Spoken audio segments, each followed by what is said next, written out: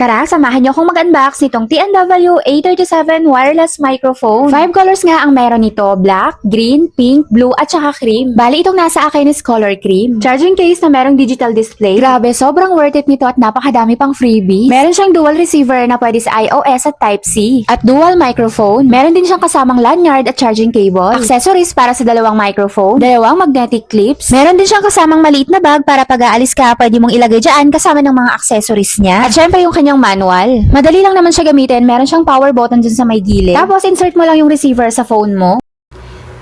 So ayan guys, heto yung kaibahan ng walang gamit na wireless microphone. Maririnig yung electric fan namin, yung hangin, tsaka yung ingay ng paligid.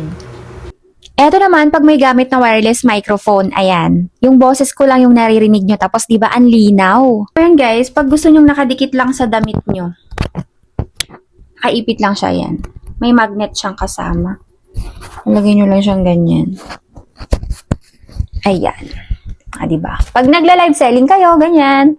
Pag naka-live kayo, andyan lang siya. Diba? Ang cute niya. Hindi na kayo mahirapang mag-voice over. Ako kasi pag nag-voice over ako guys, pag sobrang ingay ang dalawa kong anak, or kahit may naglalaro sa labas, naririnig talaga sa voice over ko. Tapos, minsan, pag nag-aaway pa yung dalawa kong anak, sinasaway ko pa sila. Ngayon, kahit mag-ingay sila dyan, gora na.